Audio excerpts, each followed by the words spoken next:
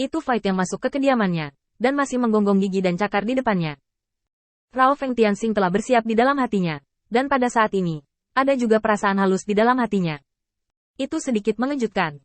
Fight ini benar-benar tahu cara memenggal kepala, dan menggunakan metode klasiknya untuk menangani Fight pada dirinya sendiri.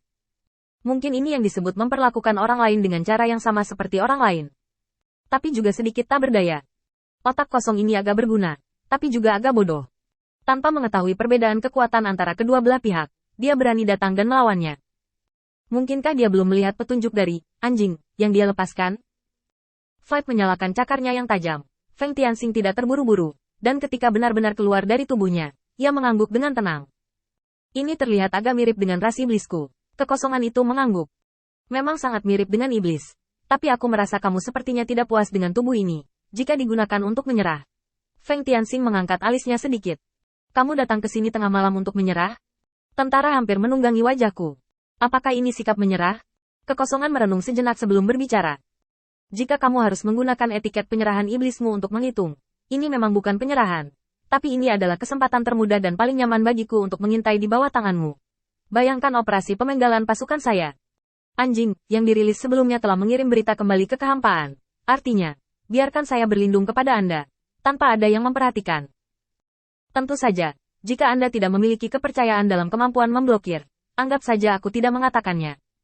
Pernyataan ini sedikit mengejutkan Feng Tianxing. Fight mencari penyerahan diri?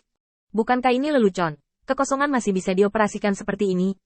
Melihat bahwa Feng Tianxing masih tidak percaya pada dirinya sendiri, kehampaan itu terdiam sesaat, dan dengan santai memuntahkan tubuh kesadaran dari mulutnya.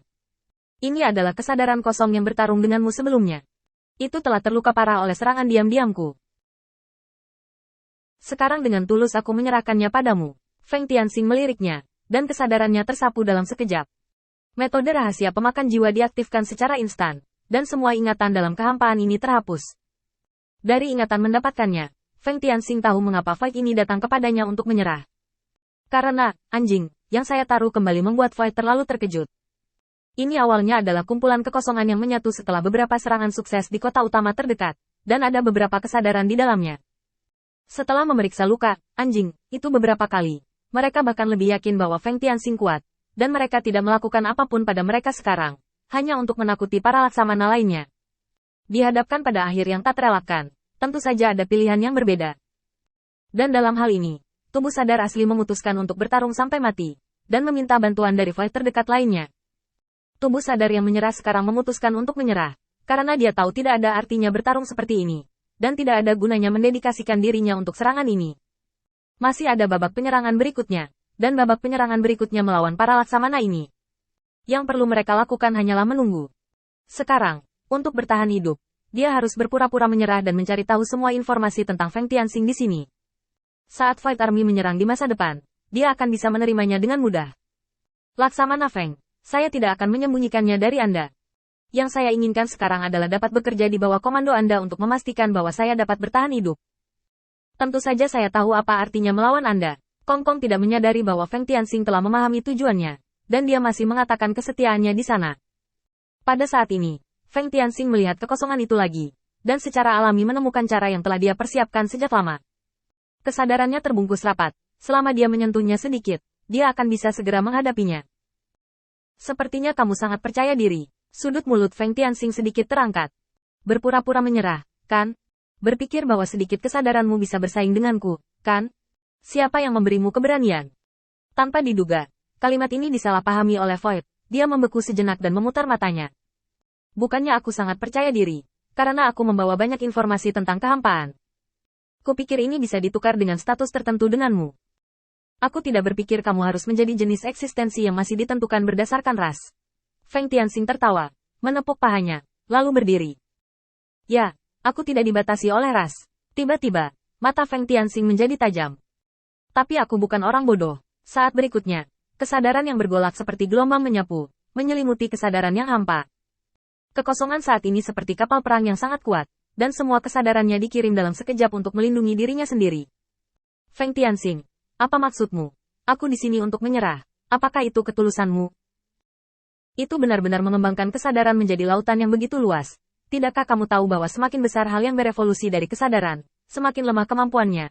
Karena kamu tidak mau bicara, maka, sebelum kata-kata kosong selesai, saat berikutnya, kesadarannya sedikit bergetar.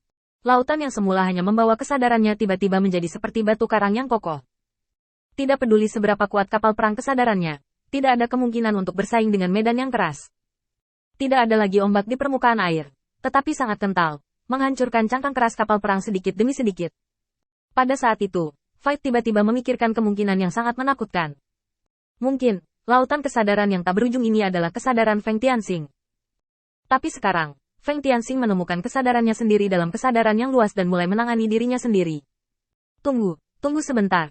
Saat ini, Fight benar-benar panik. Mode keberadaan dari kehampaan ditakdirkan untuk memiliki volume kesadaran yang sangat besar.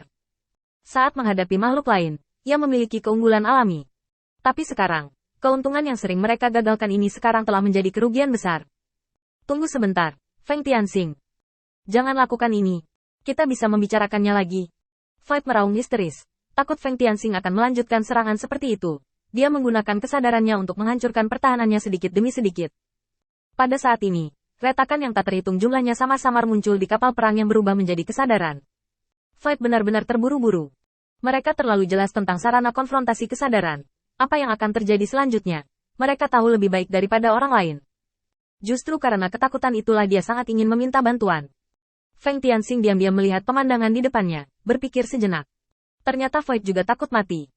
Aku harus mengingat ini. Meskipun Feng Tianxing mulai berbicara, langkah kakinya yang menghancurkan kehampaan tidak berhenti sama sekali.